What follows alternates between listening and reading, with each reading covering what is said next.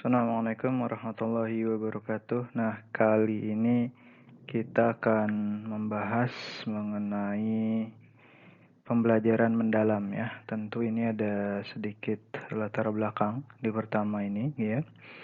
Jadi, pembelajaran mendalam adalah proses intelektual yang melampaui pemahaman secara permukaan ya, mengajak kita untuk menggali akar permasalahan dan mengintegrasikan berbagai sudut pandang. Tentu ya, di dalam proses pembelajaran itu kan menggabungkan antara metode pembelajaran, materi pembelajaran ya. Lalu nanti di situ ada interaksi guru, interaksi siswa. Nah, secara sederhana keywordnya adalah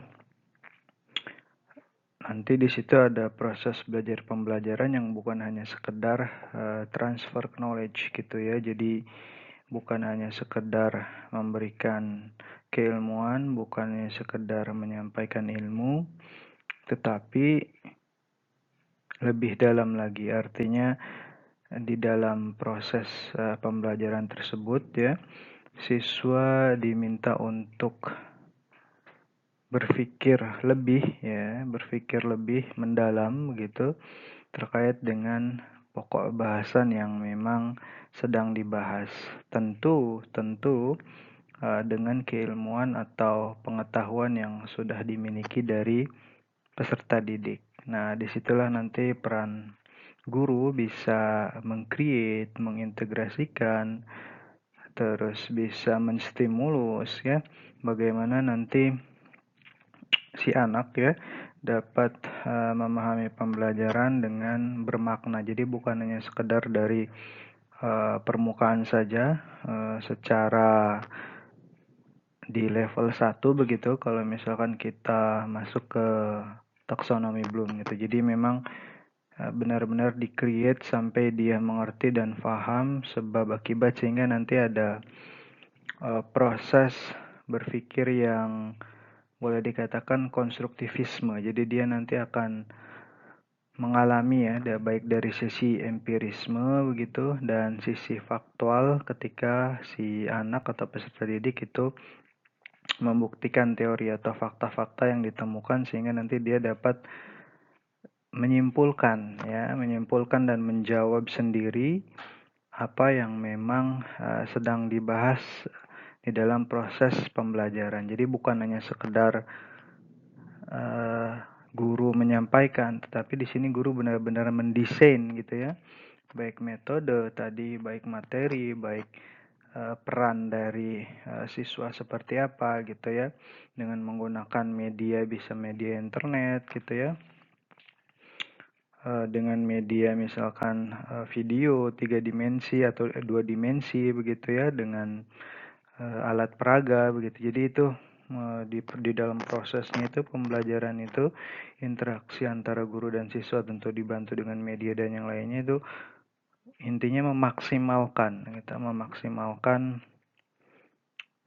potensi si anak yang bukan hanya diberikan atau disampaikan ilmu saja gitu, tapi dia ikut terlibat di dalam proses pembelajaran itu sehingga dia menangkap dan menyimpulkan gitu ya, dan mampu merasakan apa yang memang sudah didiskusikan dan dibahas di dalam kelas tersebut begitu ya. Oke, kita lanjut. Oke, baik ya, di slide selanjutnya yang sekarang. Nah, ini ada alasan-alasan kenapa proses pembelajaran mendalam itu harus dilakukan gitu ya. Yang pertama terkait dengan paradigma pendidikan. Jadi memang perubahan paradigma dalam pendidikan itu merupakan sebuah keniscayaan ya. Jadi artinya bukan hanya sekedar menghafal ya menuju pemahaman mendalam. Jadi memang artinya pemahaman mendalam itu bukan hanya dari menghafal gitu, tetapi prosesnya adalah bisa mempraktikkan gitu ya. Prosesnya adalah bisa mengerti kenapanya gitu. Jadi kalau misalkan di dalam tingkat berpikir itu kan ada taksonomi Bloom itu ada proses dari pengetahuan, kan, pemahaman, lalu nanti aplikasi, sintesis, analisis, lalu nanti ada evaluasi atau menciptakan. Nah, jadi alasan yang pertama ini perubahan paradigma dalam pendidikan ini merupakan sebuah keniscayaan. Jadi sekarang tuh di era abad 21 ya menuju 5.0 gitu ya. Itu tuh proses menghafal itu sebenarnya sudah ketinggalan zaman gitu. Artinya sudah tidak relevan lagi dengan dunia pembelajaran kekinian gitu. Makanya proses pembelajaran mendalam ini alasan yang pertama adalah sebuah keniscayaan paradigma pendidikan yang itu kita harus terus memacu gitu ya, kita sebagai pendidik gitu ya, terus memacu bagaimana mencapai gitu ya atau memaksimalkan potensi peserta didik di dalam rangka untuk benar-benar mengerti dan memahami dan mampu mengaplikasikan keilmuan yang sudah didapatkan gitu ya. Nah, alasan yang kedua adalah mengenai tantangan pendidikan dasar ya. Tantangan pendidikan dasar saat ini di mana memang proses pembelajaran ini kalau sekarang kita lihat itu masih berfokus pada hafalan ya dan masih kurang menekankan berpikir kritis. Nah, ini menjadi hal yang perlu dimajukan di dalam proses berpikir, perlu didorong gitu ya untuk mengarah ke proses pembelajaran yang tidak berfokus hanya pada hafalan dan menekankan pemahaman kritis gitu. Jadi memang kenapa juga dikatakan untuk mendorong pemahaman kritis gitu ya, tantangan kekinian, karena dengan berpikir kritis itu adalah sebuah alat ya, yang tajam untuk memahami, untuk bisa memecahkan permasalahan-permasalahan yang ada.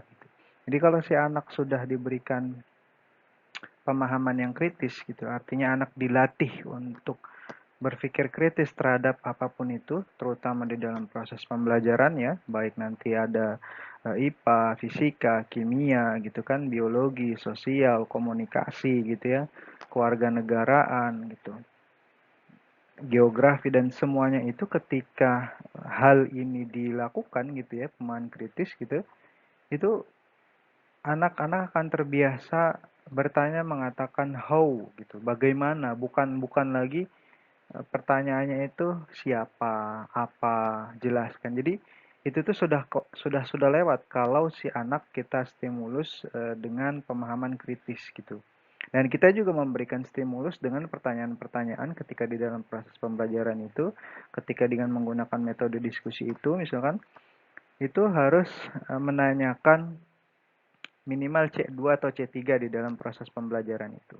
Jadi bukan menanyakan cuma yang di C1 mengingat gitu. Jadi ketika kita menanyakan kenapa, bagaimana, itu menuntut dia untuk berpikir kritis. Artinya kan dia nanti akan mencari solusi, ya kan?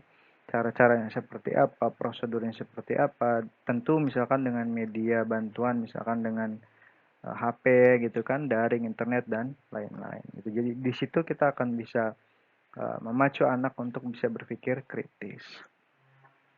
Nah, yang ketiga, alasan ketiga adalah mengenai keterampilan berpikir ya, atau misalkan pembelajaran mendalam. Jadi memang urgensinya adalah ketika kita melakukan deep learning gitu ya, deep learning, pembelajaran mendalam secara dini gitu ya, sejak usia dini, itu akan sangat amat bermakna gitu ya untuk menghadapi ya tantangan abad 21 gitu ya, kekinian ya, ke dunia modern saat ini gitu ya. Nah, dimana kalau kita sekarang yang umur kepala tiga gitu ya, 35, 37 atau 30. Kita kan era generasi milenial. Tapi kalau yang mungkin di bawah kita nih, yang anak-anak usia SD gitu ya, terus misalkan kuliah gitu ya. Nah, itu kan udah masuk beda generasi ya. Kalau yang SD berarti kan sekarang itu masuknya generasi alpha. Kalau yang masih kuliah berarti generasi Z. Nah, di mana di situ eh, eh, eh, tantangannya semakin berat, ya kan? Informasi tumpah ruah gitu ya dari media HP dan lain-lain itu harus benar-benar diajarkan anak-anak, difahamkan supaya tidak hanya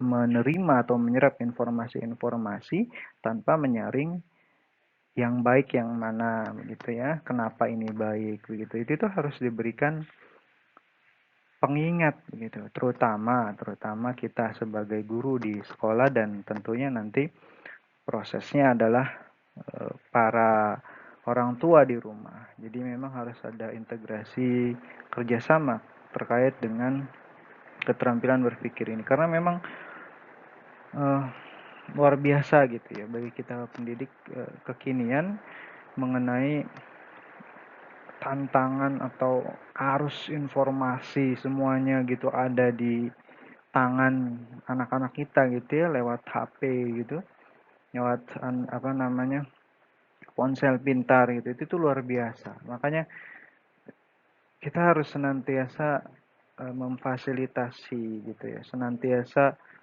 mengawasi begitu ya, terutama kita sebagai guru dan bisa bekerja sama dengan siswa gitu ya, bekerja sama dengan orang tua gitu ya terhadap peserta didik tersebut. Nah, alasan yang keempat itu mengenai taksonomi Bloom nih, di mana peran taksonomi Bloom ini memang bisa membantu ya, bisa membantu pola pikir anak lebih menjadi analitis, evaluatif dan kreatif gitu. Karena memang eh, di taksonomi Bloom ini walaupun memang baru dari sisi kognitif, tetapi ketika kognitifnya bagus, kalau menurut saya eh, ini akan apa namanya menunjang bagaimana sisi afektif psikomotoriknya tersebut gitu ya. Itu walaupun memang ada di antara tiga itu ada yang dominan gitu ya. Tetapi ini akan menunjang bagaimana dia bersikap, bagaimana dia menilai gitu ya ketika taksonomi Bloom ini gitu ya di peran ini bisa membentuk pola pikir. Makanya tadi para guru nih ya, para guru kita gitu ya, saya selaku pendidik juga begitu, itu harus memang mengerti juga salah satunya bagaimana menstimulus gitu ya atau memantik bagaimana si anak berpikir kritis, bagaimana anak berpikir polanya itu kreatif, mendalam dan evaluasi sehingga memang pertanyaan-pertanyaan yang kita lontarkan pun bukan pertanyaan-pertanyaan yang hanya pertanyaan hafalan saja gitu ya. Nah, dan saya juga banyak berdiskusi dengan teman-teman guru gitu ya bahwa memang masih ada gitu ya guru yang bertanyanya itu tidak dengan apa namanya keilmuan taksonomi belum. Tak saya berpikir positifnya adalah lupa gitu ya. Jadi karena lupa tidak menanyakan dengan taksonomi belum tadi gitu ya. Maka itu juga harus terus kita ingat ya. Baik ya itu empat alasan kenapa kita harus melakukan pembelajaran mendalam ya. Kurang lebihnya dari salah saya mohon maaf ya. Assalamualaikum warahmatullahi wabarakatuh.